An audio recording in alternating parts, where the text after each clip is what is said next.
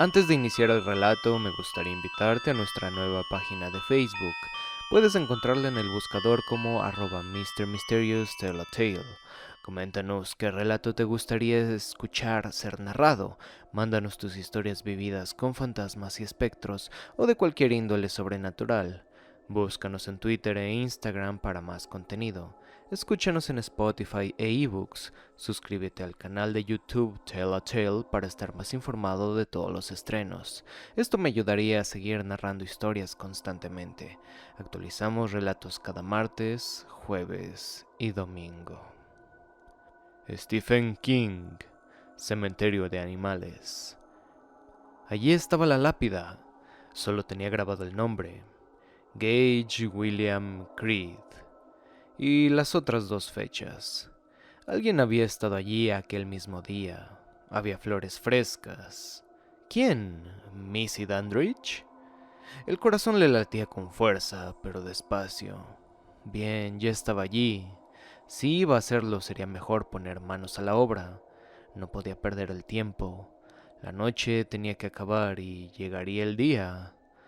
Luis recapacitó por última vez y descubrió que sí, que estaba decidido a seguir adelante.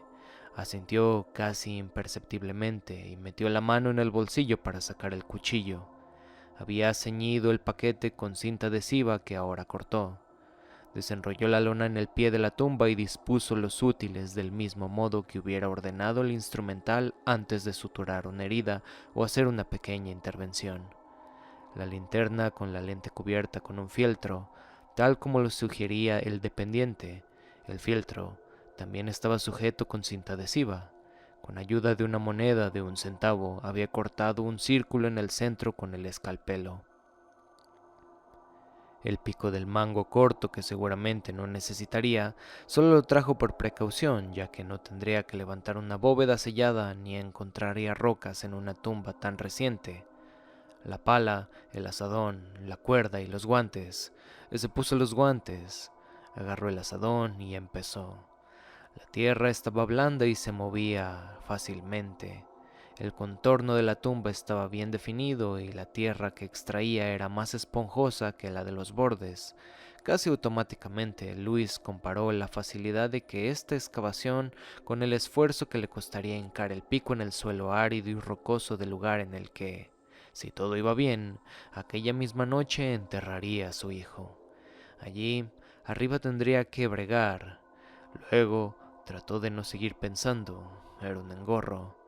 Amontonaba la tierra a la izquierda de la tumba, moviéndose con un ritmo regular que se hacía más difícil de mantener a medida que descendía el nivel.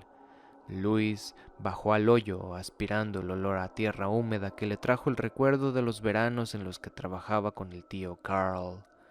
Cavador, pensó, haciendo un alto para secarse el sudor de la frente. El tío Carl le dijo que ese era el mote que se ponía en América a todos los sepultureros. Los amigos te llamaban cavador. Reanudó el trabajo. Solo paró otra vez para mirar el reloj. Las 12:20.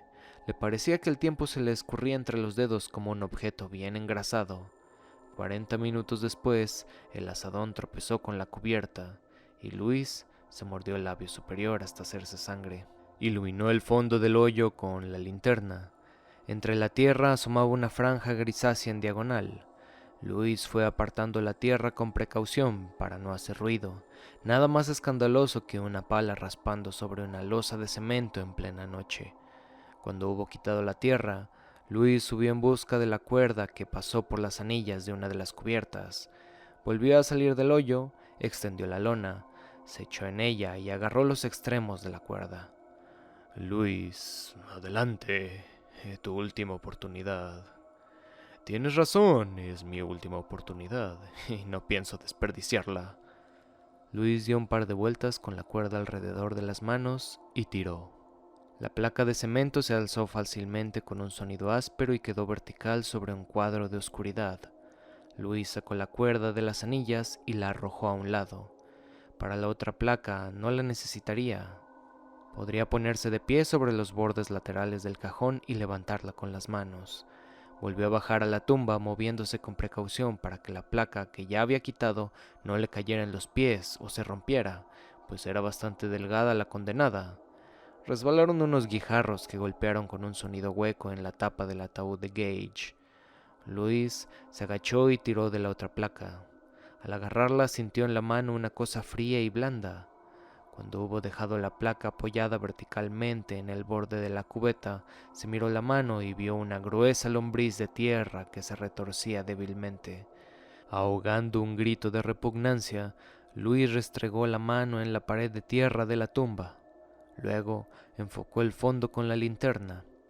Allí estaba el ataúd que él viera por última vez descansando sobre unos travesaños metálicos y aquel horrible césped artificial al lado de la tumba. Durante la ceremonia del entierro, allí estaba la caja de depósito en la que él debía enterrar todas las ilusiones que había cifrado en su hijo. Sintió un furor candente, la antítesis de su frialdad de antes. ¡Qué estupidez! La respuesta era no. Luis buscó a tientas el azadón, lo levantó sobre el hombro y lo descargó sobre la cerradura del ataúd una vez, dos, tres, cuatro. Enseñaba los dientes con una mueca de rabia. Ahora mismo te saco, Gage. Tú verás si no.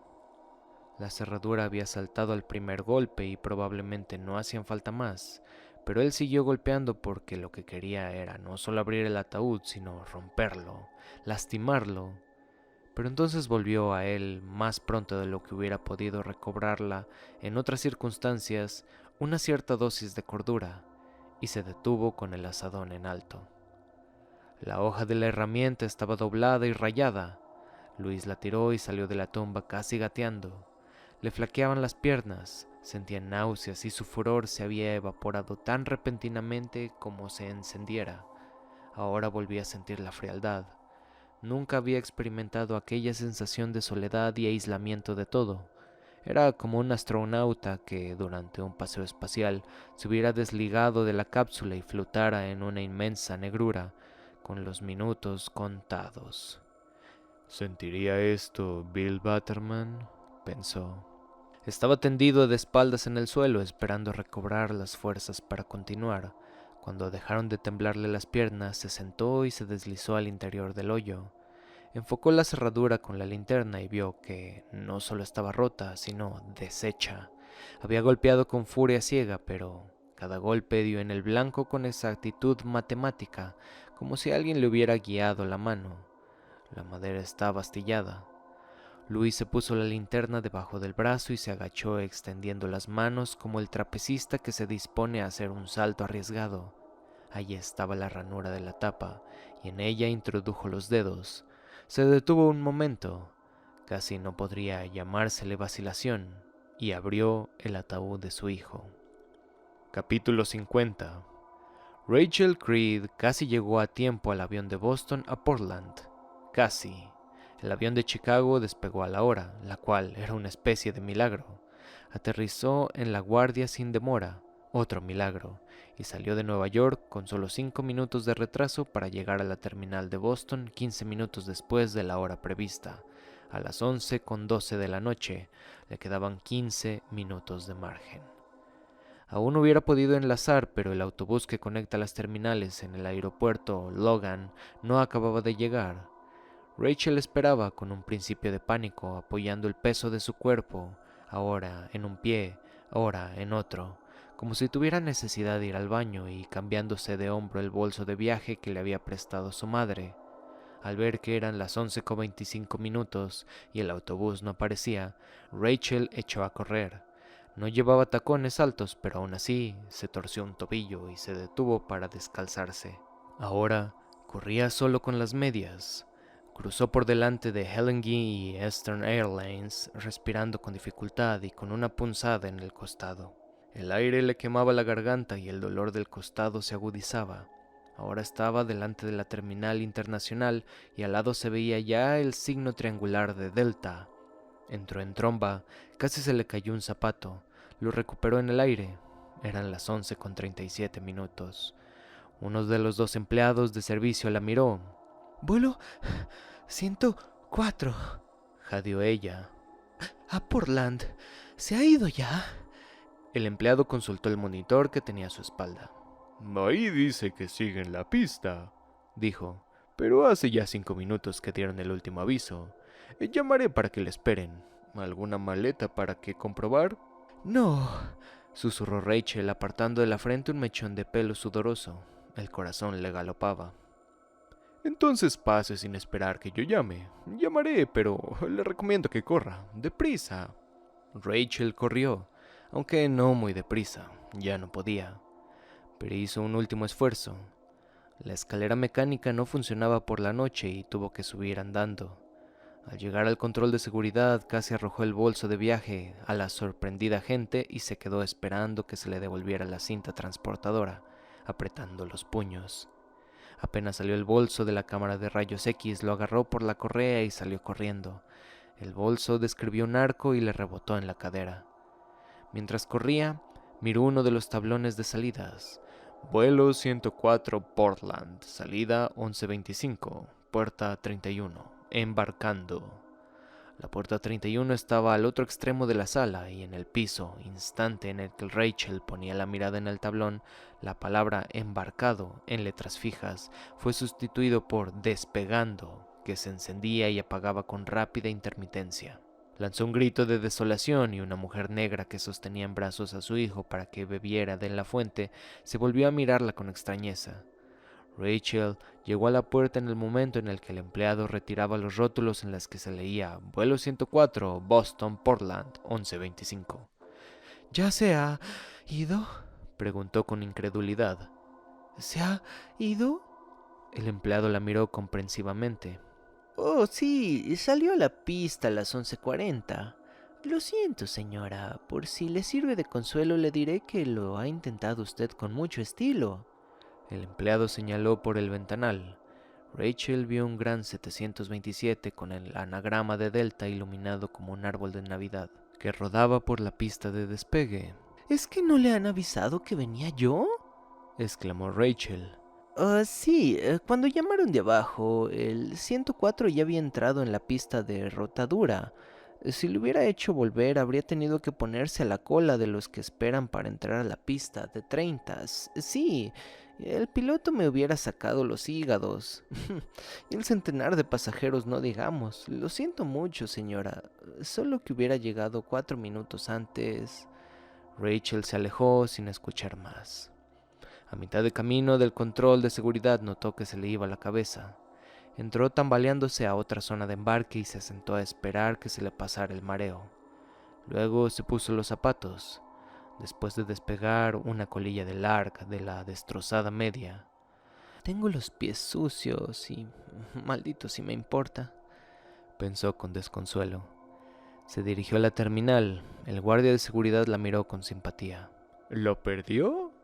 Lo perdí. ¿A dónde quería ir? A Portland y de allí a Bangor. ¿Y por qué no alquila un coche si es que realmente tiene necesidad de llegar? Normalmente yo le aconsejaría que buscara un hotel cerca del aeropuerto, pero si alguna vez he visto a una persona con prisa por llegar, esa persona es usted. Sí, yo soy esa persona, dijo Rachel. Lo pensó un momento. Sí, creo que es una solución. Si hay coches, claro. El guardia rió. ¡Ja! Y no ha de haberlos. En Logan solo se acaban los coches cuando el aeropuerto está cerrado en la niebla, lo cual ocurre con mucha frecuencia. Rachel apenas lo oía, estaba haciendo cálculos mentales. No podría llegar a Portland a tiempo de tomar el avión para Bangor. Eso, por supuesto, aunque se lanzara por la autopista a una velocidad suicida, pero podía hacer el resto de viaje por carretera. ¿Cuánto tardaría? Eso dependía de la distancia. 400 kilómetros, esa era la cifra que le parecía haber oído. Quizá Jude sería por lo menos las 12:15 cuando se pusieran en camino, o probablemente las 12:30. Era todo autopista. Podía ser una media de 100 sin riesgo de lo que detuvieran por exceso de velocidad. Tal vez un poco más. Podría hacerlo en 4 horas, incluida una parada para ir al baño, y aunque ahora el sueño le parecía una quimera, Ella conocía sus limitaciones y sabía que tendría que parar otra vez para tomar un café bien cargado. Aún así, podía estar en Ludlow antes del amanecer. Mientras lo meditaba, se dirigió hacia la escalera. Las agencias de alquiler de coches tenían las oficinas en la planta inferior. Buena suerte, guapa, Dijo el guardia de seguridad. y tenga cuidado. Gracias, dijo Rachel. Pensó que ya se merecía un poco de suerte. Capítulo 51. El olor le hizo retroceder con una violenta náusea. Se asió al borde de la tumba, respirando profundamente, y cuando ya creía tener controlado el estómago, toda la insípida y copiosa cena le subió a la garganta en un borbollón caliente. Vomitó al otro lado del hoyo y luego apoyó la cabeza en el suelo, jadeando. Por fin, se le paró el mareo. Apretando los dientes, enfocó con la linterna al ataúd abierto. Se apoderó de él un horror demencial. Ese sentimiento que se reserva para las peores pesadillas, esas que apenas recuerdas al despertar. La cabeza de Gage no estaba. Luis temblaba de tal modo que tenía que sostener la linterna con las dos manos, del mismo modo que los aspirantes a policía sostenían el arma durante las prácticas de tiro. Aún así, la luz bailaba violentamente y Luis tardó varios segundos en dirigir el fondo de la tumba el haz luminoso, fino como un lápiz. Es imposible, Se decía. eso crees haber visto. Es imposible. Luis paseó lentamente la luz por los 70 centímetros escasos del cuerpo de Gage, empezando por los zapatos nuevos, el pantalón largo, la americana. Ay, Dios, las americanas no son para los niños de 2 años. El cuello desabrochado y... Luis ahogó una exclamación y al momento volvió a él toda la rabia y la desesperación provocada por la muerte de Gage, sofocando todos sus temores de lo sobrenatural y lo paranormal, y la certeza de que había penetrado en el mundo de los locos. Se llevó las manos al bolsillo de atrás del pantalón y sacó el pañuelo. Sosteniendo la linterna con una mano, volvió a inclinarse hacia el inferior de la tumba, casi hasta perder el equilibrio. Si una de las placas llega a caerse en aquel momento, seguramente le hubiera desnucado. Con el pañuelo, limpió cuidadosamente el moho que cubría la cara de Gage, un moho tan oscuro que le hizo pensar durante un momento que Gage se había quedado sin cabeza. Era un moho húmedo, una especie de espuma. Debió figurárselo. Había llovido y las placas que recubrían la tumba no eran herméticas. Luis miró a uno y a otro lado del ataúd y vio que debajo había un charco de agua. Una vez retirado el moho, Luis pudo ver a su hijo, el amortajador, aún a sabiendas de que tras un accidente tan espantoso el ataúd tendría que estar cerrado durante el velorio. Hizo todo lo que pudo. Siempre lo hacen. Gage parecía un muñeco mal hecho, con la cabeza deforme y los ojos hundidos. Una cosa blanca le asomaba por la boca, y en un principio, Luis pensó que podría tratarse de pasta. Quizá habían abusado del líquido de embalsamar. Si normalmente era difícil calcular la dosis, con un niño resultaba imposible acertar y unas veces ponían poco y otras más, demasiado. Luego vio que solo era algodón. Alargó el brazo y se lo extrajo de la boca. Los labios de Gage, extrañamente blandos, oscuros y gruesos, se cerraron con un plip, leve, pero perfectamente audible. Luis tiró el algodón al charco de agua, donde se quedó brillando de un modo repulsivo. Ahora Gage tenía una mejilla hundida, como un viejo. Gage, Susurró Luis. ahora mismo te saco, ¿sí? Luis hacía votos para que nadie se acercara por allí, algún guardián haciendo la ronda de las 12:30, por ejemplo, pero ahora ya no se trataba de si le pillaban o no. Si alguien le enfocaba con la linterna mientras estaba realizando su macabra tarea, le partiría la cabeza al intruso con el azadón. Pasó los brazos por debajo del cuerpo de Gage, que era una masa blanda y sin huesos, y Luis sintió de pronto la terrible certidumbre de que cuando lo levantara se le desharía entre las manos, y él se quedaría de pie sobre las placas de hormigón que recubrían los costados de la tumba, con los trozos de Gage en las manos, llorando, y así lo encontrarían. Anda, ya, gallina, ¿qué estás esperando? Respirando un aire húmedo y fétido, Luis asió a Gage por debajo de los brazos y lo levantó, sujetándolo con tantas veces al sacarlo de la bañera después del baño de la noche. El cuello de Gage se dobló hacia atrás y la cabeza le cayó hasta media espalda. Luis vio el círculo de puntos que se le habían dado para unir la cabeza al tronco. Jadeando y luchando contra los espasmos que le levantaban en el estómago el olor y la flacidez del destrozado cuerpo de su hijo, Luis consiguió sacar a Gage del ataúd. Luego se sentó en el borde de la tumba, con los pies colgando, apretando contra el pecho el cuerpo de su hijo, con la cara lívida, los ojos como dos huecos negros y en la boca un rictus de horror, piedad y tristeza. Gage, dijo empezando a mecer al niño. El pelo de Gage le rozaba la muñeca, inerte como alambre. Gage, todo saldrá bien, te lo juro. Gage, todo saldrá bien, esto ya acabará. Esto es solo por esta noche, Gage. Te amo. Papá te ama, Gage. Luis mecía a su hijo. A la 1:15, Luis se dispuso a salir del cementerio. La peor parte fue manejar el cuerpo. Era entonces como su mente. Aquella especie de astronomía interior parecía flotar en el vacío a mayor distancia, pero ahora, mientras descansaba con la espalda dolorida y agarrotada, creía posible terminar el trabajo. Puso el cuerpo de Gage en la lona y lo envolvió, atándolo con largas tiras de cinta adhesiva. Luego cortó la cuerda en 2 trozos que anudó a los extremos. Podía pasar por un rollo de alfombra simplemente. Cerró el ataúd, pero pensándolo mejor volvió a abrirlo y puso dentro el azadón. Pleasantview podía quedarse con él como recuerdo, pero no con su hijo.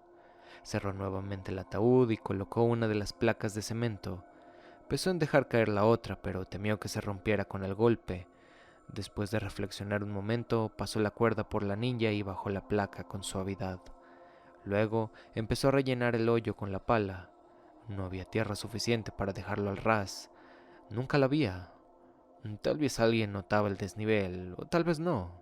O tal vez si lo notaban no le darían importancia. Ahora no podía procurar por eso. Aún quedaba mucho por hacer. Un trabajo ímprobo y estaba muy cansado. Ajá, ya vamos para allá. Eso es, murmuró Luis. Se levantó otra vez el viento que huyó momentáneamente entre los árboles y le hizo mirar en torno con inquietud. Puso al lado el fardo, la pala, el pico que aún no había utilizado, los guantes y la linterna. Le tentó la idea de utilizar la luz, pero desistió. Dejó el cuerpo y las herramientas y volvió sobre sus pasos. Al cabo de 5 minutos llegó a la reja. Al otro lado de la cerca estaba el Civic, bien apartado junto al bordillo, muy cerca, pero muy lejos. Luis se quedó unos segundos mirando el coche y reanudó la marcha en otra dirección. Se alejó de la verja siguiendo la cerca hasta el punto en el que estaba debajo de Mason Street, formando un ángulo recto. Allí estaba una zanja de desagüe. Luis miró en su interior. Lo que vio le hizo estremecerse. Era una masa de flores putrefactas, capas y más capas, arrastradas por muchas estaciones de lluvia y nieve. Oh, Cristo. No, Cristo, no. Aquellas ofrendas habían sido hechas para propiciar a un Dios que era anterior al Dios cristiano. Los hombres le han dado nombres distintos, pero según la época.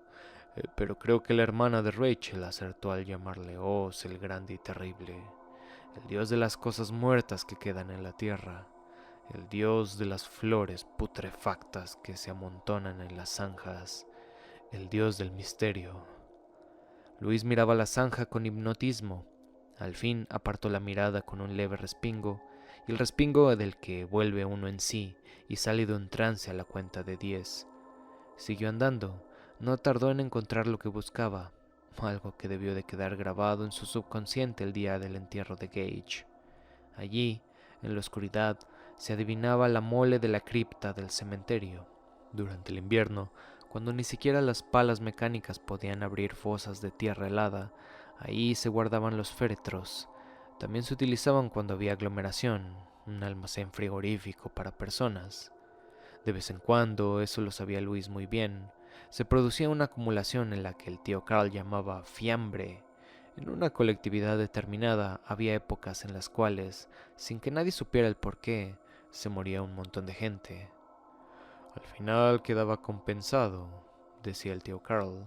Si en el mes de mayo no hay ni una sola muerte en 2 semanas, Lu, es seguro que en noviembre tendrá 10 entierros en 2 semanas, aunque casi nunca es en noviembre y menos aún en Navidad. A pesar de que muchos creen que en estas épocas muere más gente, eso de la depresión navideña son pamplinas. No tienes más que preguntar a cualquier empresario de pompas fúnebres. La mayoría de la gente es feliz en Navidad y tiene ganas de vivir, y vive. Generalmente es en febrero cuando hay más agobio. La gripe se lleva a los viejos y luego estaban las neumonías, claro. Pero eso no es todo. Hay personas que han estado un año o año y medio peleando con un cáncer como fieras y llega el cochino febrero y es como si se hartaran de todo y el cáncer se los echa al saco. El 31 de enero parece que van a mejor y ya creen que están salvados y el 24 de febrero están bajo tierra. En febrero hay ataques al corazón. En febrero hay embolias. En febrero hay fallos al riñón. Es un mes malo. En febrero la gente se harta. Los del ramo estamos acostumbrados, pero lo mismo puede ocurrir sin más ni más en junio o en octubre. En agosto nunca. Agosto es un mes de poco trabajo. A no ser desde luego que estalle una tubería de gas o un autocar se caiga desde un puente, claro. En general, en agosto nunca se llena el depósito del cementerio, pero ha habido febreros en los que hemos tenido que amontonar los féretros de 3 pisos y rezando todos los santos para que llegara el deshielo y pudiéramos plantar algunos, para no tener que alquilar un apartamento. El tío Carl se echó a reír y Luis, sintiéndose importante por estar enterado de un secreto que ni los profesores de la facultad conocían, se rió también. La puerta doble de la cripta estaba empotrada con un montículo cubierto de hierba, tan natural y atractivo como un pecho femenino. La cima del montículo, que Luis sospechaba era artificial, su contorno era excesivamente simétrico, quedaba aproximadamente medio metro por debajo de las decorativas lanzas de reja. En lugar de ascender en la elevación del terreno, mantenían la horizontal por su parte superior. Luis echó un vistazo alrededor y subió a lo alto del montículo. Al otro lado había una explanada vacía, de casi 1 hectárea. No, no totalmente vacía. Se veía una nave cubierta. Probablemente pertenece al cementerio, pensó Luis. Allí decían guardar la máquina para mover la tierra. Las luces de la calle brillaban a través de las ramas de una hilera de árboles, grandes olmos y arces que se agitaban en el viento. Los árboles ocultaban el solar de la vista de la calle. No se advertía más el movimiento de las ramas. Luis bajó arrastrando las posaderas para evitar una posible caída que pudiera o hubiera podido acabar con su rodilla, y volvió a la tumba de su hijo. Estuvo a punto de tropezar con el fardo de lona. Comprendió que tendría que hacer 2 viajes, uno con el cuerpo y otro con las herramientas. Se agachó haciendo una mueca de dolor al doblar la espalda y levantó el rígido paquete. Notó en el interior el balanceo del cuerpo, mientras trataba de bloquear la parte de su mente que le susurraba sin cesar que se había vuelto loco. Llevó el cuerpo al montículo que albergaba la cripta del cementerio de Pleasantview, con sus 2 puertas correderas de acero. Aquellas puertas le daban aspecto de garaje para 2 coches.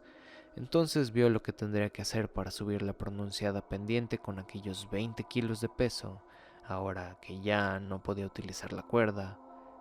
Retrocedió unos pasos para tomar carrerilla e, inclinando el cuerpo, se lanzó hacia la cima. Casi lo consiguió, pero poco antes de llegar arriba resbaló con la hierba húmeda. Mientras empezaba a caer hacia atrás, lanzó el envoltorio lo más lejos posible. El paquete cayó casi en la cumbre. Luis volvió a subir, esta vez ayudándose con las manos, y volvió a mirar alrededor y apoyó el fardo contra la reja. Luego volvió a buscar el resto. Subió de nuevo el montículo, se puso los guantes y dejó la linterna, el pico, la pala, al lado del paquete. Luego se sentó a descansar, de espaldas a la reja con las manos en las rodillas.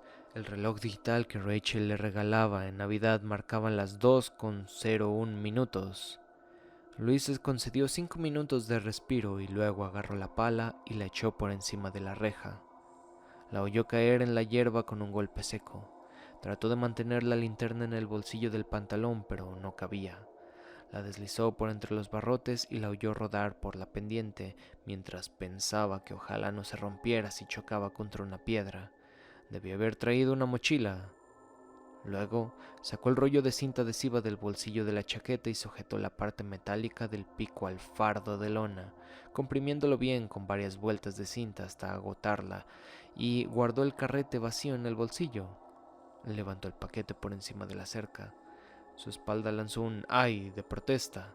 Seguramente le esperaba una semana de martirio, y lo dejó caer. Cerró los ojos al oír el golpe sordo. Pasó un pie por encima de las puntas de lanza, se asió a los barrotes con las dos manos, pasó el otro pie y se deslizó por el terraplén hundiendo las puntas de las zapatillas en la tierra. Al llegar abajo se puso a buscar entre la hierba.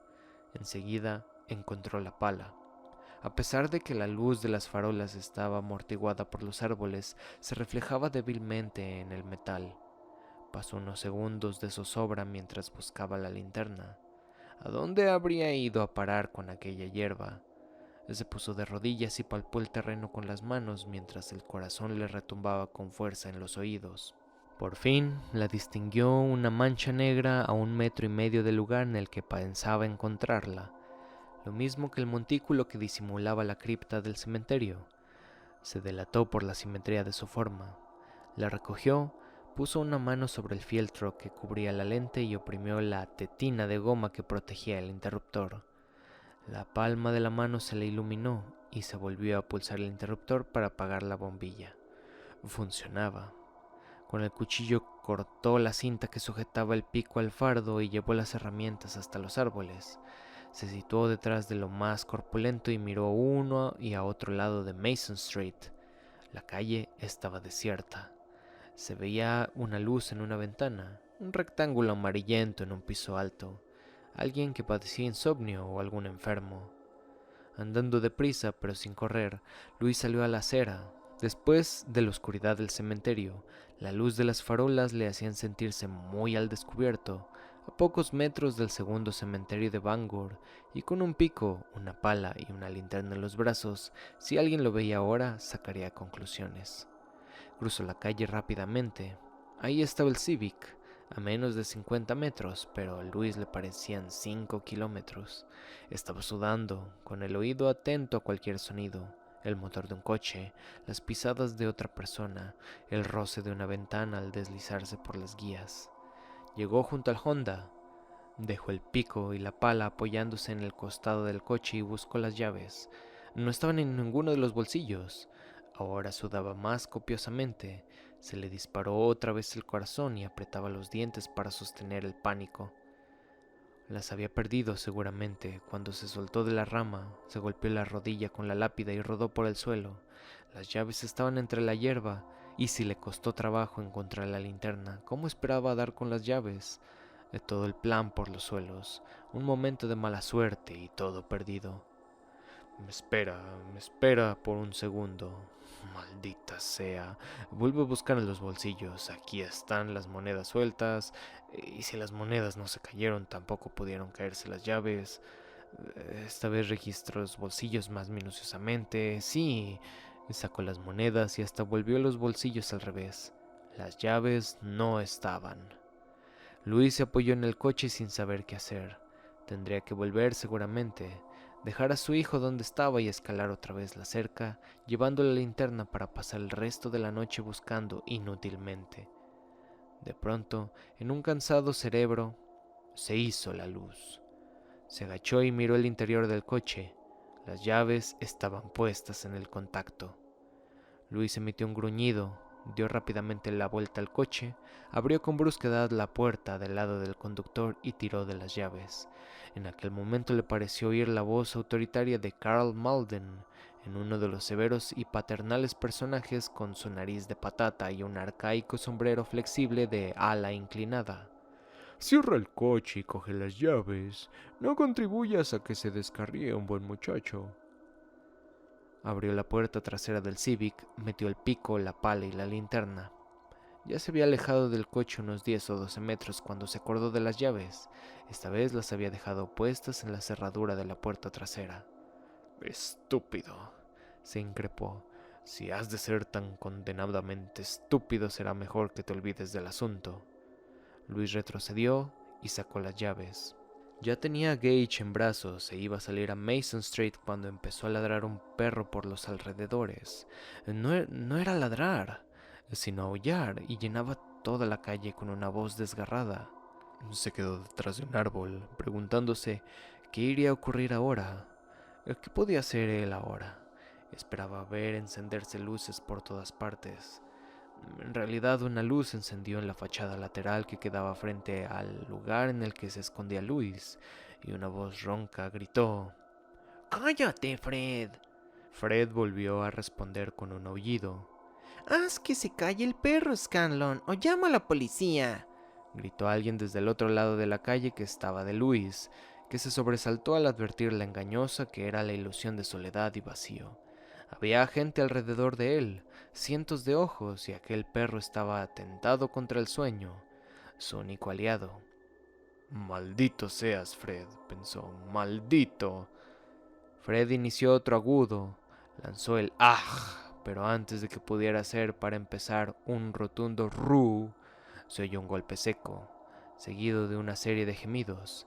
Se hizo el silencio y se oyó un leve portazo. La luz lateral de la casa de Fred siguió encendida un momento y luego se apagó.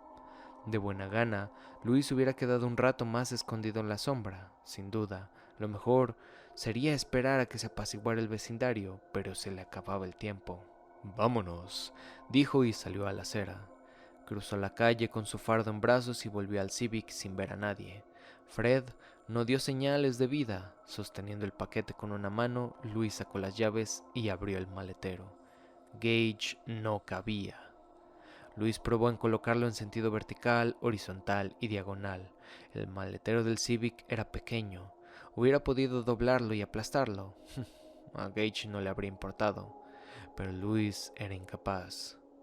«Vamos, vamos, vamos. Hay que marcharse de aquí. No puede seguir tentando la suerte». Pero seguía allí, plantado, con el fardo que contenía el cadáver de su hijo en los brazos, sin saber qué hacer. Entonces oyó acercarse un coche, y sin pensar, abrió la portezuela del lado del pasajero y dejó el fardo en el asiento, doblándolo por donde imaginaban que estarían las rodillas y las caderas. Cerró la puerta y corrió hacia la parte de atrás, bajo la tapa del maletero. El otro coche pasó por la calle transversal, y Luis pudo oír una algarada de voces de borrachos. Se sentó al volante, puso el motor en marcha y cuando iba a encender las luces de cruce, le saltó un pensamiento horrible. ¿Y si había puesto a Gage de espaldas con las articulaciones dobladas al revés y sus hundidos ojos vueltos hacia la luneta trasera en lugar de escaramados hacia el parabrisas? Ay, ¿y qué importa eso?, le dijo su mente con la irritabilidad nacida del agotamiento. ¿Es que no te das cuenta de que eso no tiene la menor importancia?